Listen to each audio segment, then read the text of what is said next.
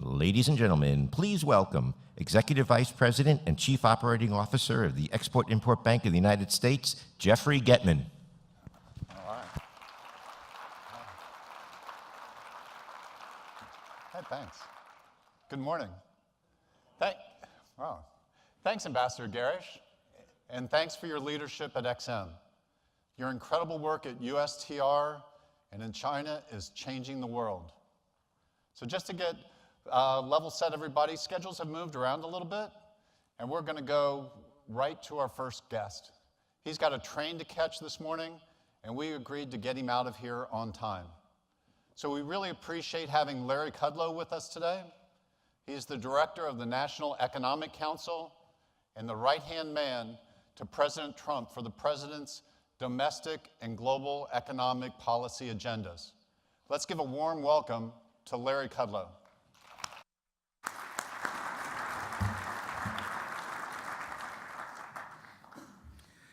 Thanks very much. Pleasure to be here. I have a few things to say. For many years, I've written, among my many sins, I used to write a column for many, many years. And so I'm going to do what you're probably not supposed to do, but I'm going to begin with my lead and just say right up front that the administration fully supports a fully functioning XM Bank. We stand behind you. I will also say, this is very funny, I will also say that the President's Assistant for Economic Policy and the head of the NEC fully supports the XM Bank.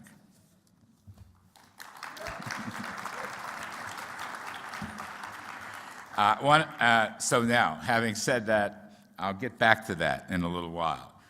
I'm going to give you your mission statement.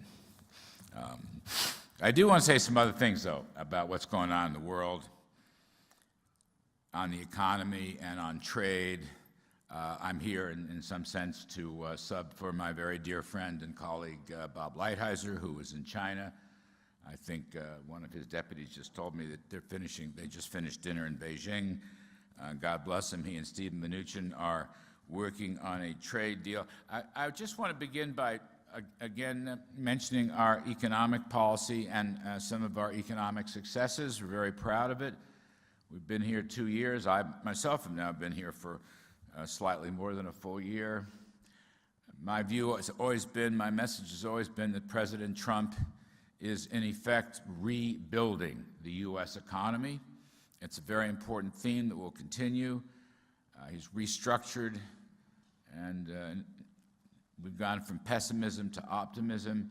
His views on lower tax rates, business tax rates in particular, but also the individual tax rates across the board have really helped to move the economy's trajectory higher. We're in the 3% growth camp as far as the eye can see. I understand that others don't agree with us. That's fine. I've done these jobs before. Once every 35 years, I come down here and work in the White House, try to rescue it. And the new GDP number is out today. I don't know what time it must be. We're past 8:30, so I can just tell you that on a year-end basis, year-end to year-end 2018, we did stay at 3%, even while the winter numbers are marking down a little bit. Lower tax rates, massive deregulation across the board, reduction of paperwork, and any number of regulations that we felt went way too far in places like environment and gasoline emissions and oil. We opened up the energy sector.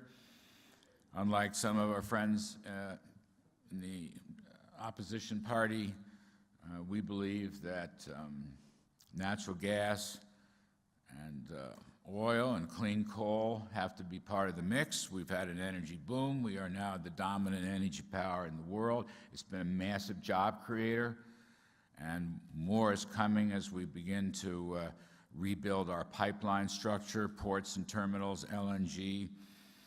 All our friends in Europe are dying to, they want to import U.S. Nat gas and LNG, and I'm more than happy to do it. We've also had a different trade policy, as you know. The President is moving towards trade reform and having some success. In terms of the economy, Kevin Hassett and I, our CEA chair, dear friend and colleague, long argued that if you lowered business tax rates, the biggest beneficiaries would be not the richest, but actually the blue collars, average Americans, hard hats, manufacturing, autos, coal, steel, energy, et cetera, et cetera. And that's precisely what's happened. We've picked up the productivity numbers, and again, I understand that I can't talk about long run here, but the last couple years is what I'm basing this on, and we're very happy with that progress. If you build a better capital stock, incentivize more business investment, you will pick up productivity, output per hour. That does lead not only to more jobs, but better paying jobs. And so the average wages have moved up. I believe the last reading was 3.4%. The biggest gainer in wages is the blue-collar grouping. Their, not the level, but their increase in wages is faster than white-collar. And in terms of overall employment, the best performing sectors have been, again, I'll call them blue collars, manufacturing, construction, and so forth and so on. It really reminds me of what we had when I last served here in the Reagan 1980s. We saw the same thing after his across-the-board tax cuts. In terms of the job figures, the unemployment rate is low, 3.8%. It stayed down for a good period of time. There is no inflation to speak of. Take those Phillips curves out and bury them. Shoot them, bury them, and all the models based on the fact that the argument is too many people working and succeeding and getting paid more is inflationary. I've never believed that. I'm actually the reverse. I think more people working successfully with better efficiency and productivity is actually counter-inflationary. It's a supply-side view. If you boost business investment, you boost the capital stock, you boost the productivity rate, you bring more people into the workforce, and yes, you pay them more. God forbid somebody should get a wage increase in this country, God forbid. That lowers the inflation rate, right? You create more goods and services. You produce more. And that can't be inflation, cannot be inflation. And so what we're seeing now, whether you look at the official statistics or whether you look at the market price indicators in bonds and commodities and so forth, the exchange rate, there's no inflation. And so I think this is an ideal situation, and I think it has a lot to do with lifting the burdens on taxes and regulations. And I expect it to change. Another thing we're very proud of, the best gainers for employment last year, 2018, were women. I think something around 65% of the new jobs came from women. Their participation rate has gone up. And the other thing I want to mention is, in terms of participation rates and concerns that we may not have enough folks to power the economy, people are coming out of the woodwork. People who had left the labor force, not even counted as unemployed, are now coming back in. And I've seen some very good newspaper reporting on this, very fair reporting, glad to see it. Probably some of that is wage increases, which will lure them in. And I think some of that is the whole issue of job training and retraining, as my colleague Ivanka Trump would talk about reskilling. A lot of these companies who need folks, you may not have the requisite skills, you might not even have the normal requisite education, but the companies are willing to take them in and train them and literally teach them the skills. I think that's a very important part of the story. I expect much more of this as participation rates rise. There's 7.3 million job openings, according to the latest Labor Department JOLTS number. There's 6.5 million unemployed. But there's this reservoir of people that were discouraged at the margins, I suppose, but now they're coming back, and this is terrific stuff. And the job training and reskilling is a very important part of our program, so I'm very proud of that. There's always glitches in the, the overall numbers. The fourth quarter, I mean, we had the government shutdown, that had an impact. In the first quarter, the seasonal adjustments are always terrible. Kevin Hassett, my pal, CA, 2010 to 2018, every single first quarter is a low number, and the Commerce Department just doesn't seem to want to fix the seasonals. I don't know. I've long argued the department would make a lovely condominium complex, but that was a joke. Just kidding. Just kidding. It's early in the morning. But they could do their job and help us on the seasonals. But we'll stick with our 3% forecast as far as the eye can see. And, I respectfully acknowledge our critics on that, but let's just wait. Let's just wait. We had a long patch. We had a long patch under Republican and Democratic administrations and Congress, really from 2000 to 2016, less than 2% growth, or just about 2% growth, way, way below trend capital stock and business investment and productivity and real wages. It's just interesting. But from, the end of World War II to 2000, statistics, 1947 to 2000, the United States grew at 3.5% after inflation annually. So I've never bought the secular stagnation. I think what we have is policy stagnation.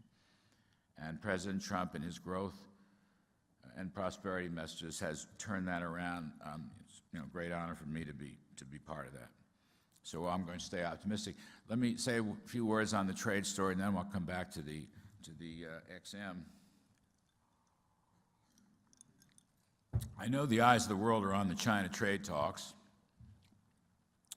and I want to get to that in a second. I just want to remind everybody we have a very good deal with our neighbors in Mexico and Canada on what we now call USMCA, NAFTA 2.0, USMCA. And we need to get that passed. And I want to ask you this morning to help us get USMCA passed. And I want to note, this is a bipartisan trade deal. The best trade lawyer in America is my colleague, Ambassador Robert Lighthizer, runs USTR. He and I are very close. We talk every day. As I say, I was more than honored to sub for him while he's doing the Lord's work in China. There are two parts to UMCA.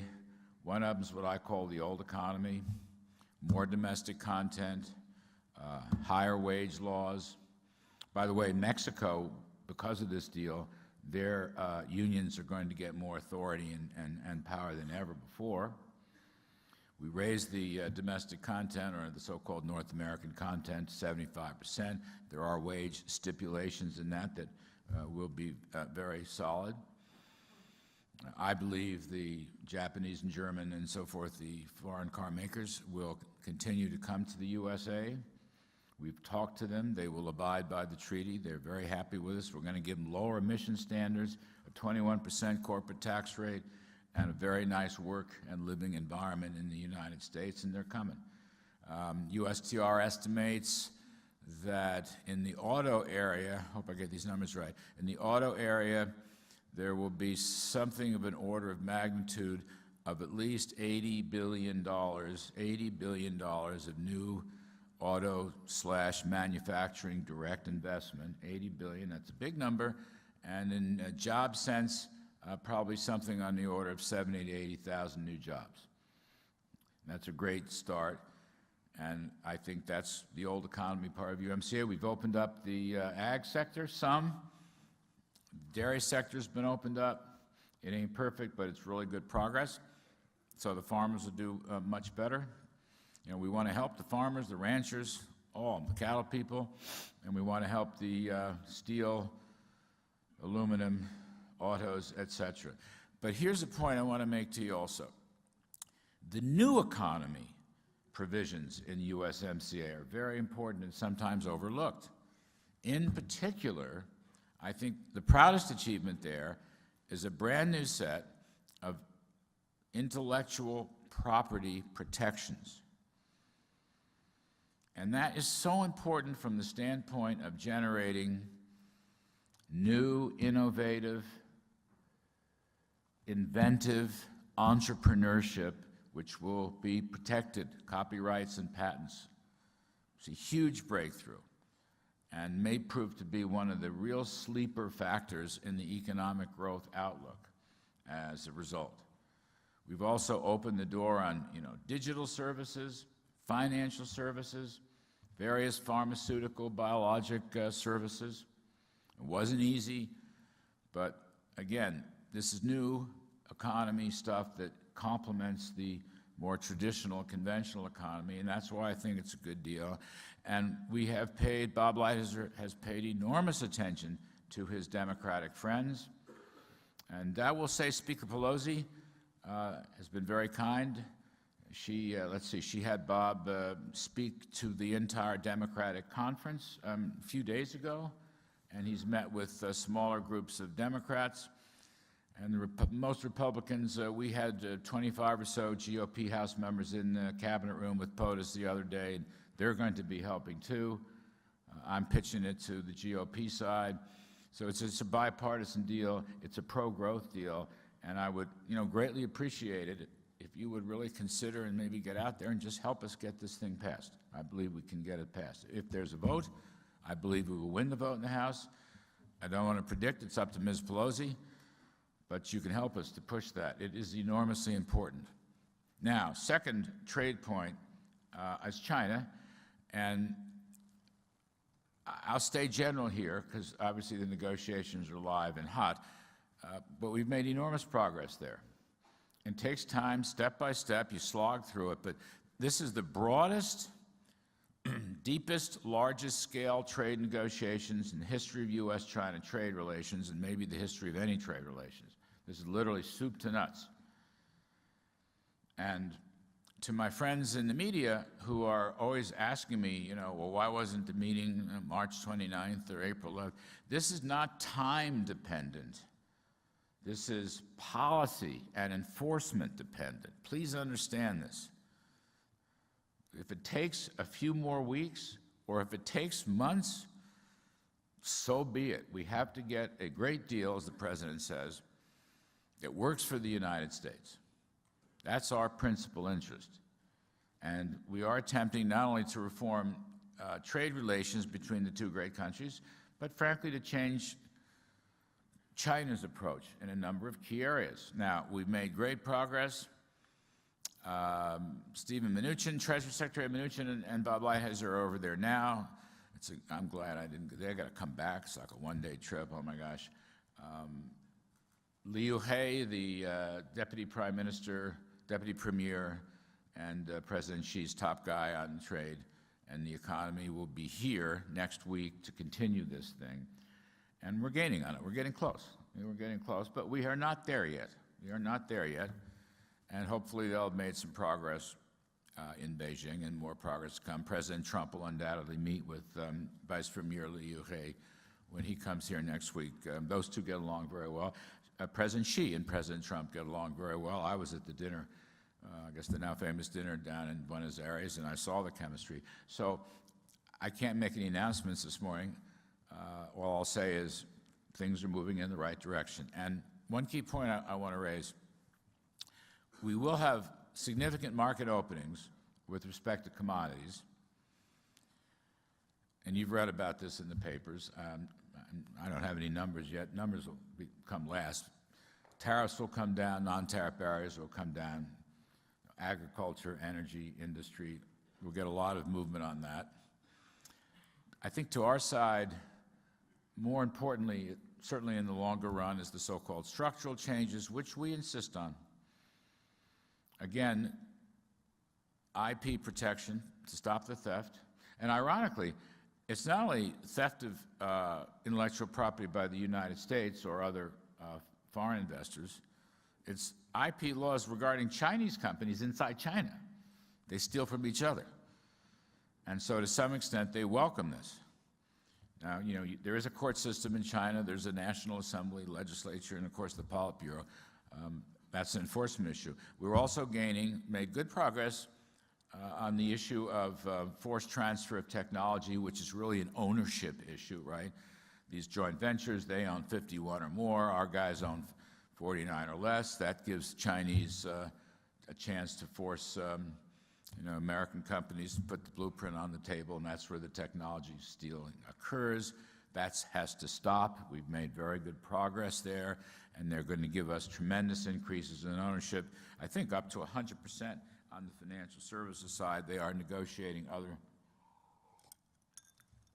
areas, and the so-called untouchable areas on that have shrunk enormously. So that's a good thing. Cyber hacking and interference is another issue. And finally, enforcement. Mr. Lighthizer has put together a very ingenious protocol to deal with complaints.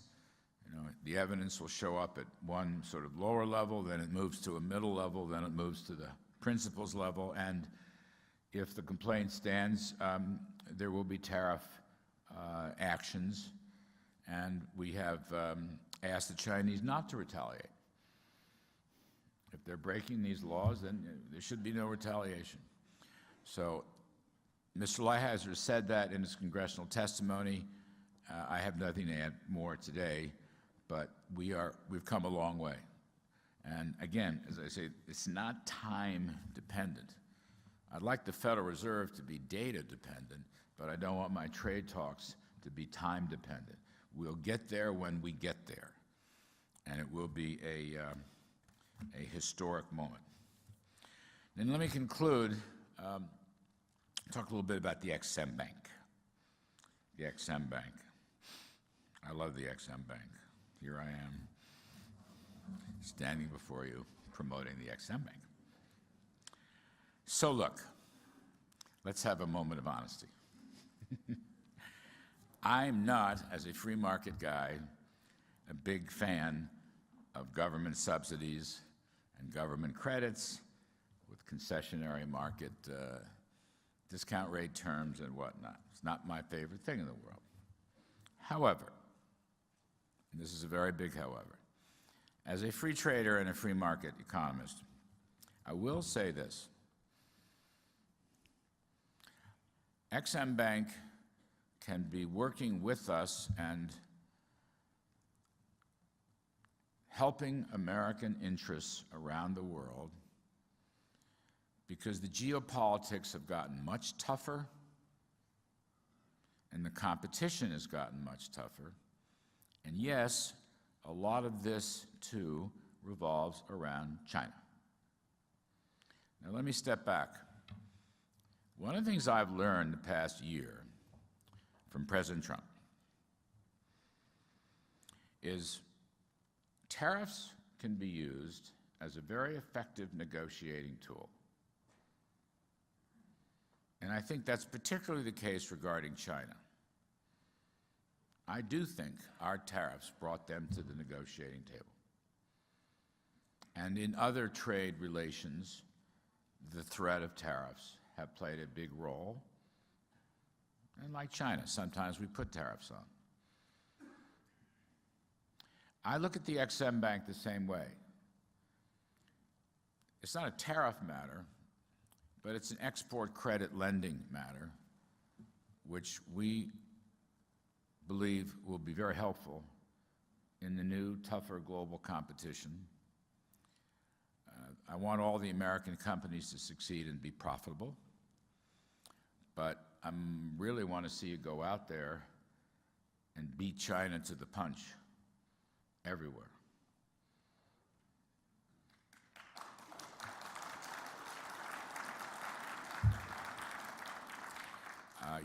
You are a financial tool and a national security weapon.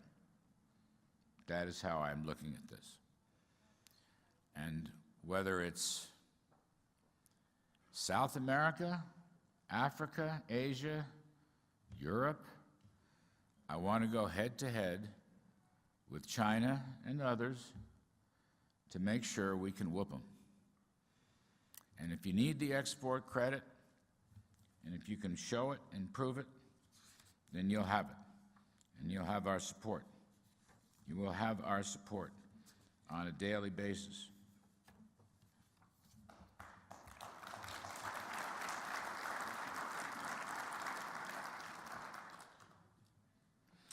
Since 2015, the EXIM Bank has really been, stopped out. There's no quorum on the board. I think we have nominated, I believe, five people. Kimberly Reed, who is here, we expect to be the next president. I interviewed her. I had an interview months ago with former Chief Kelly in the White House. I think she thought I was going to be an evil dragon. I'm not. I'm really a very nice person. Well-mannered, respectful about it. But most of all, I want America to win. I want America to win. And you can help us win. And that is why we support you. And although it might not be pure free market economics, nonetheless, it is a national security issue somewhat akin to my support of the president's tariffs when it comes to international trade, that we want to be free, fair, and reciprocal. You're sort of part of that overall effort, and it is very important. Your economic security, your national security, that's why we're going to support you. And we're being tough. We're being tough, as I said, because the geopolitics of the world have gotten tougher. It's not only China, it's others. And you can help us develop, I think, areas. I mean, look, right now, you look around what's happening in Venezuela, right? You might play a role in that. Other development banks might play a role in that. Sub-Saharan Africa, you might play a role there. Asia, you might play an important role there. My hope is you'll be as transparent as possible. EXIM Bank actually, in terms of its portfolio, is pretty good. My working knowledge of it, the default rates are very low, so somebody in there knows how to be a banker, and that's also a good thing. I would prefer that you open the door to as many smaller businesses as possible. A lot of small American businesses now routinely do overseas export-import operations. Maybe you'll help them some more. Maybe not only the big guys who get your support, but you're part of our effort. And I'll step back and end on this note. I've had long conversations with President Trump, who has been wonderful to me in the year that I've been here. I am the free trader in the House, but again, he has taught me how useful tariffs can be, tough tariffs can be, to negotiate toward a goal of zero tariffs, zero non-tariff barriers, and zero subsidies. That's a growth goal, important growth goal. And we actually have submitted some legislation recently. It may need some amending, but the basic point is reciprocity. If you're at 80 and we're at 10, that's got to change. And if it works right, we can all move towards zero. That's good. And then we are now, for administration, the sometimes called protectionist or isolationist, consider the following. We negotiated a USMCA in this hemisphere, which is huge. We're very close to an historic deal with China, which is huge. We are also negotiating with Europe, which was dead a year ago, and we are also negotiating with Japan, and we completed a deal with South Korea. For an administration that's not supposed to be for free trade, we're working pretty hard and successfully towards free trade. And I'm really proud to be part of that, and so I'm just saying, XM, you will help us. And if anybody out there, I can't meet you all because I do have to make a train, I do like to meet her, but if anybody out there is involved in the 5G telecommunications thing, please get moving. Get moving. All right? Go. Just go. We're winning the race here at home, but they're very tough overseas on systems and standards, so please, personally, I'll give you, $10 and who knows what concession rate if you go and kick some butt on the telecom 5G thing. And that's the sort of thing we want America to do. And then you'll help us in our effort for free, fair, and reciprocal trade. And the United States, you know, sure, the President's America first, but he's never said he's America alone. He just said somebody's got to pay attention to the folks at home who have not done well for the past 20 years. So whether it's taxes or regulations or energy or trade or banking, we're picking our game up and rebuilding the economy and the security of the U.S. That's what we are trying to do.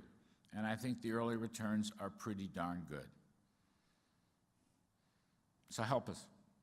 Please, help us. Thank you for having me this morning.